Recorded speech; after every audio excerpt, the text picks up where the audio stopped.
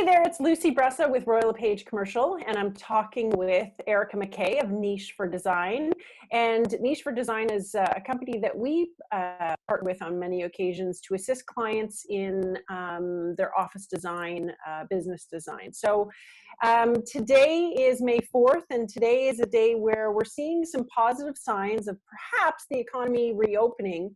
And in talking to many clients over the weeks, you know, the question has become, what is the new sort of renewing of business and businesses being open going to be, and what are some of the things we're going to have to prepare for? So I thought, hey, you know, what better person to talk to than Niche for Design and Erica to talk about some of the things to consider from a safety perspective, from reviving your office space to accommodate, you know, the social distancing, etc. So, Erica, you know, as businesses start thinking about going back to work, what are some of the things that they may be able to consider to make their offices compatible with what the government and Ministry of Health are suggesting that they implement to get people safely back to work?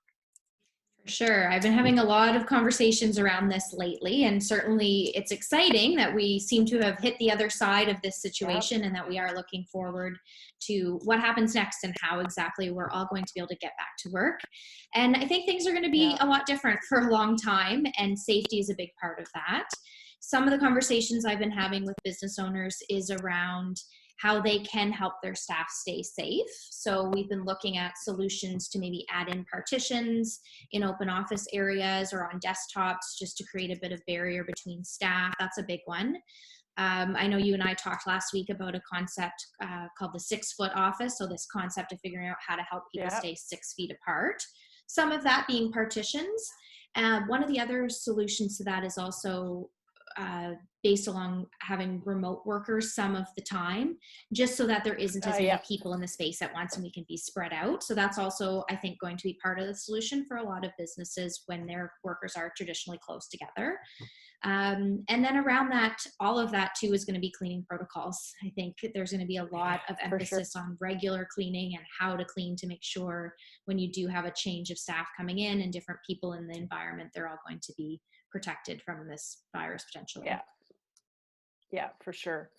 And that's, you know, one of the safety, the protocol is key, and, you know, informing, giving staff key outlines and details on what they have to do when they come into the office, right? And, you know, having directional signage, et cetera, is going to be big. And that's where, you know, I've been really brainstorming and thinking about how do we get people back into the workforce. You and I were just talking before this, saying how, yes, working from home does seem to work, but there's some key things that everybody misses, right? We all want the interaction, the camaraderie that happens, the collaboration, just the ability to leave our homes and start our workday and end our workday. And I think for businesses who have these large offices, the question might be, you know, how do I balance the culture? Because you lose a lot in your company culture when you've got people working from home, because you can't share that. It's just really tough to get that across. Remote meetings just aren't the same. So, you know, businesses might start looking at perhaps setting up pop offices, smaller offices in different regions. So say you have a Toronto office, maybe you look at getting some short-term space in, you know, Oakville or Hamilton for people working out in the West End, maybe another one North Toronto. Yes, it might be an initial upfront expense, but then it can give you, you know, time to determine what the long-term solution is. And in the short term, you know, getting employees back together and looking at ways that you can pick up the collaboration that's been lost, obviously, over the last 8 weeks, because that's it. We are 8 weeks into this so far.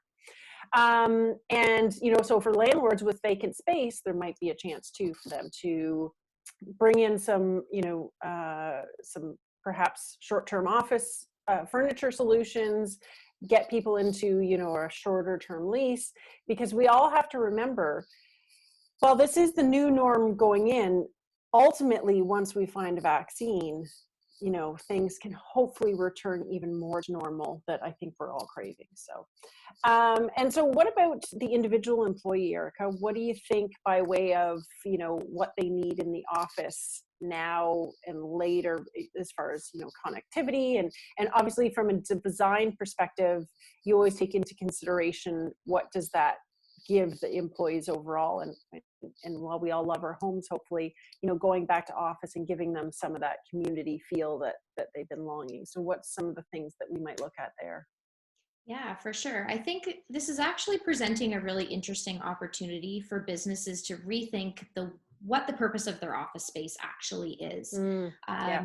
You know, with all the talk about remote working, there's been lots of people saying, "Oh, you know, are we even going to need offices anymore?" And the answer is absolutely yes. Yeah. However, I think we have the chance to be more creative about what purpose they're serving and to consider whether it's a satellite office or an existing space, to consider how we're utilizing that to best support our teams to be productive and to be well and healthy, and for the business ultimately to thrive.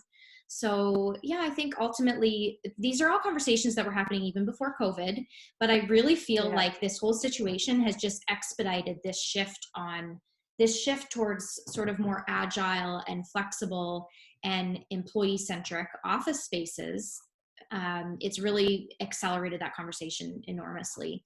And I really do believe that in the future, we're going to ultimately recognize even further that we need our offices as spaces for employees to connect with the brand that they represent, Yeah. and the people and the community that exist as part of that brand, and a space to come and be inspired and again feel that connection. And so it's not necessarily about we need 30 workstations. It's, yes, of course we need some places for people to sit and work, but what kind of work are they actually doing in the office? So more meeting spaces, likely that'll be a big part of why people come into the Yeah. physical office location.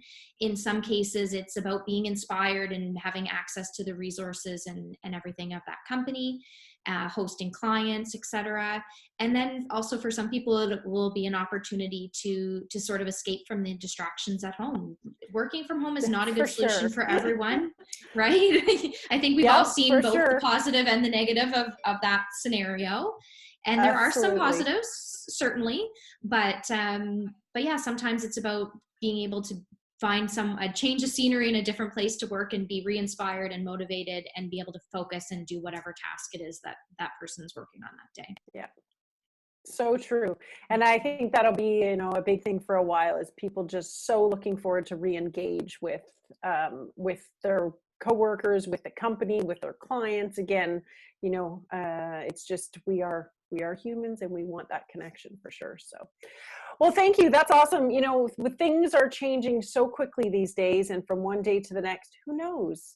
Maybe, you know, maybe they'll have a vaccine in 2 weeks' time when we chat again. But things are changing day to day, and it will be interesting when we reconnect again in a couple of weeks to see what has changed and perhaps what are some of the things that have come out, and hopefully announcements as far as some dates here in Ontario that we can hopefully, ideally, get back to working together. So thanks, Erica. I appreciate your time.